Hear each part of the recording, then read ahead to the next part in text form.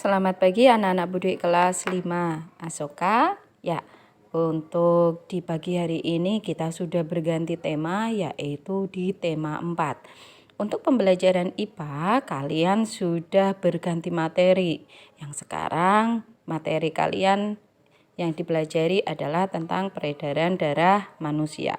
Berarti ini sangat berhubungan dengan kalian ya. Oke. Dalam peredaran darah manusia, otomatis ini yang nanti kita berhubungan dengan darah. Darah kalian warnanya apa, Kak? Merah ya, pastinya ya. Nah, di bagian peredaran darah ini ada beberapa organ yang nantinya akan bekerja sama untuk bisa melakukan peredaran darah ini. Apa saja? Nah, yang pertama otomatis adalah jantung. Ya, dalam peredaran darah ini pastilah ada jantung. Ya, karena jantung ini fungsinya untuk memompa darah ke seluruh tubuh kalian. Yang kedua, karena ada jantung berarti pastilah ada salurannya. Salurannya itu namanya pembuluh darah. Nah, pembuluh darah ini itu bentuknya seperti pipa karena kalau air itu kan fungsinya untuk mengalirkan air. Nah, si pembuluh darah ini fungsinya untuk mengalirkan darah di dalam tubuh kamu. Ya, karena darah-darah yang ada di tubuh kalian itu dia tidak serta-merta keluar dari jantung langsung berpindah tempat langsung kayak mancur gitu. Tidak ya Kak ya, tapi ada salurannya namanya pembuluh darah. Nah, pembuluh darah ini ada dua macam.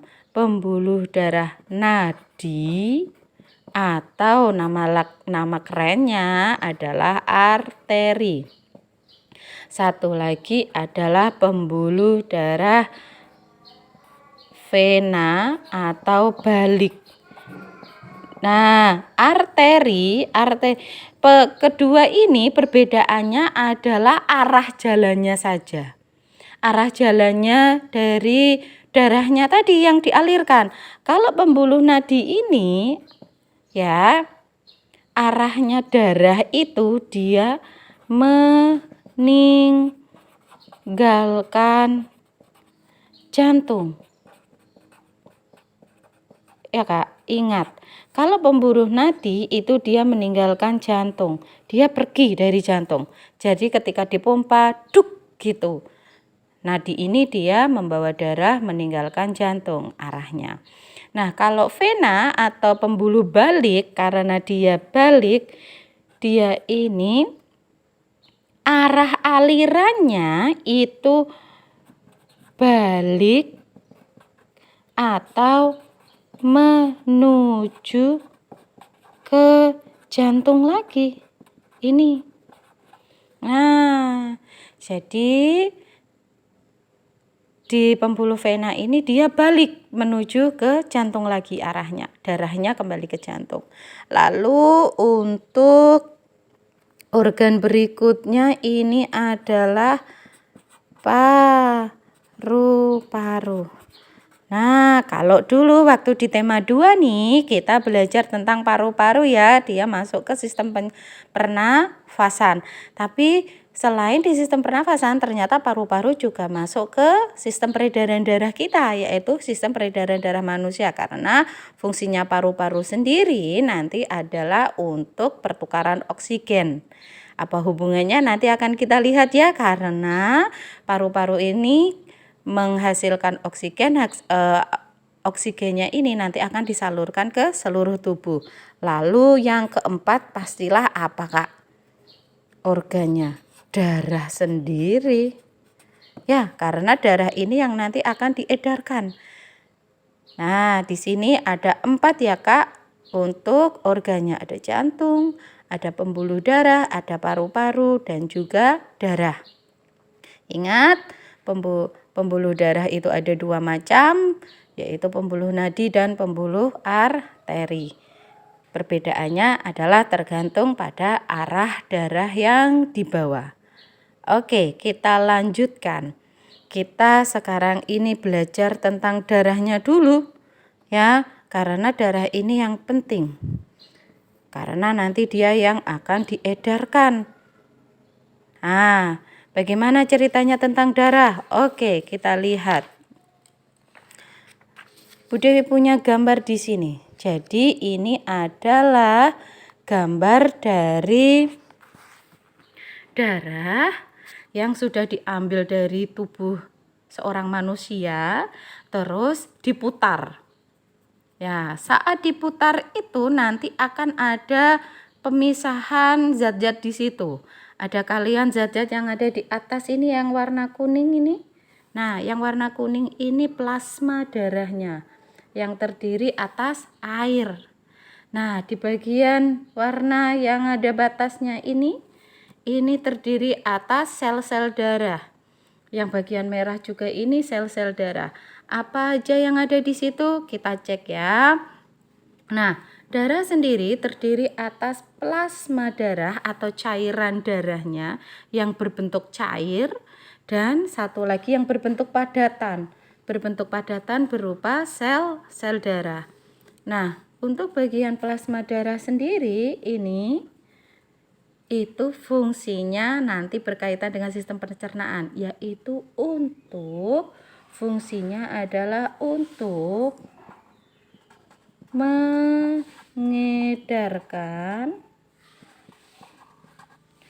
sari makanan. Nah, apa yang kamu makan itu nanti akan dicernakan. Nah, setelah dicerna itu akan diambil sari-sari makanannya. Nah, si plasma darah ini yang nanti akan membawa sari-sari makanan kalian untuk diedarkan ke seluruh tubuh kalian. Nah, selanjutnya untuk bagian sel darah. Sel darah ini ada 3 macam, yaitu ada eritrosit, leukosit, sama trombosit.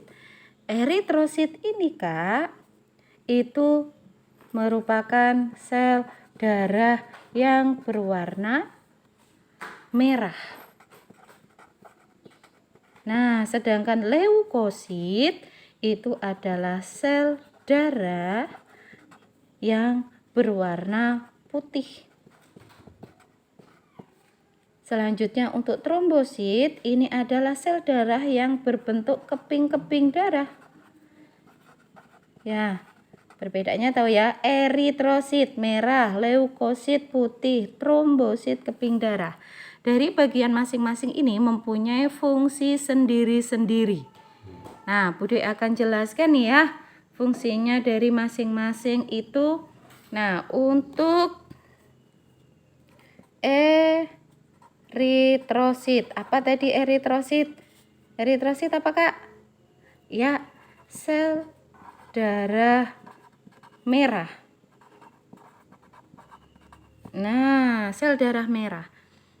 Di dalam sel-sel darah merah itu terdapat suatu zat atau terdapat suatu barang yang namanya itu hemoglobin. Hemoglobin ini dia fungsinya untuk mengikat oksigen. Ya.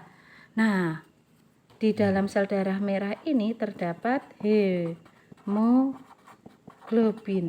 Nah, fungsinya tadi untuk mengikat oksigen. Fungsinya untuk mengikat oksigen. Di dalam sel darah merah atau eritrosit terdapat hemoglobin, fungsinya untuk mengikat oksigen. Nah, fungsinya sendiri dari sel darah merah, karena tadi di dalamnya terdapat hemoglobin, fungsinya adalah untuk mengedarkan oksigen. Nah, eritrosit karena di dalamnya terdapat hemoglobin yang fungsinya mengikat oksigen, jadi sel darah merah ini fungsinya untuk mengedarkan oksigen ke seluruh tubuh. Ya Nak ya. Lalu ada bagian yang berikutnya, itu namanya adalah leukosit. Atau tadi apa leukosit? Sel darah yang berwarna putih. Ya. Nah, sel darah putih atau leukosit ini sangat luar biasa fungsinya. Nah, leukosit ini kalau di dalam tubuh kalian itu seperti tentara. Pak, tentara itu fungsinya apa sih, Kak, kalau di sekitar kalian? Iya, fungsinya untuk memberantas hal-hal yang tidak baik. Ya, di sekitar kalian. Jadi, leukosit ini fungsinya itu untuk membunuh atau memberantas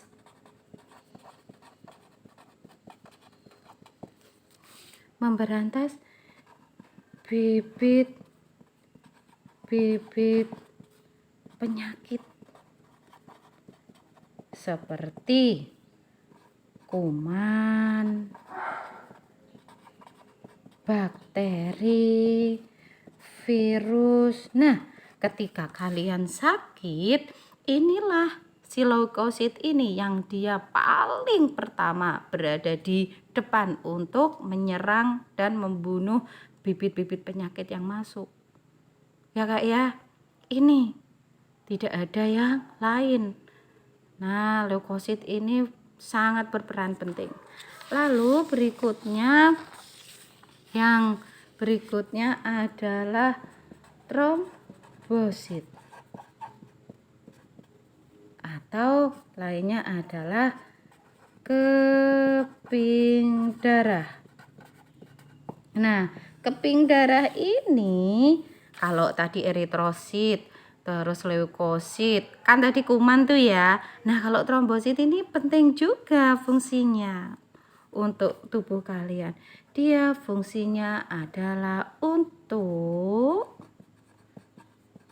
menutup luka.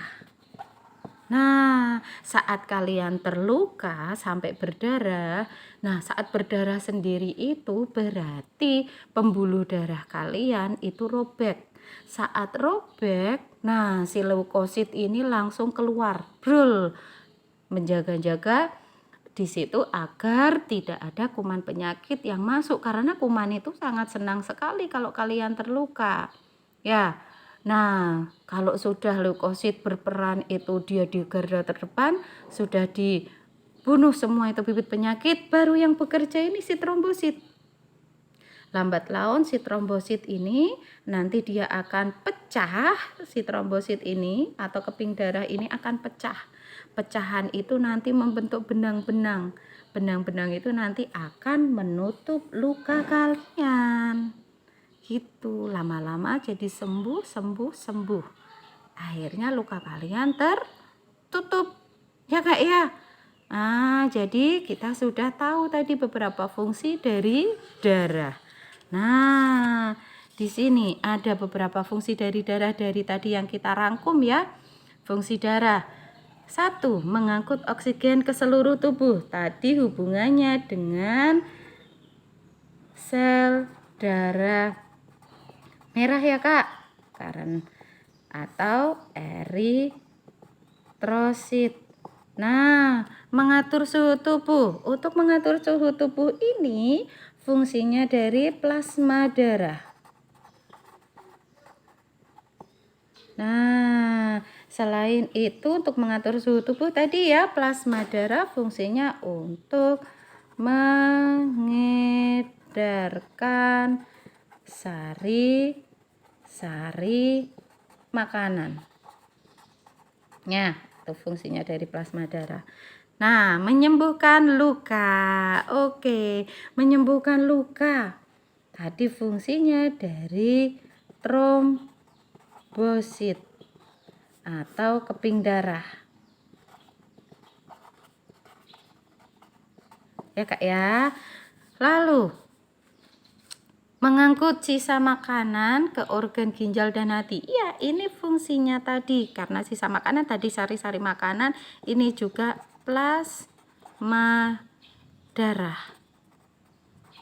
Nah, yang berikutnya untuk melawan kuman dan bakteri. Tadi fungsinya siapa kalau untuk melawan kuman dan bakteri? Yang dia jadi pak tentaranya, Kak? Iya, betul sekali. Leukosit atau sel darah yang berwarna putih. Oke. Demikian penjelasan dari Bu Dewi. Nah, semoga kalian paham ya Kak ya. Terima kasih. Assalamualaikum warahmatullahi wabarakatuh.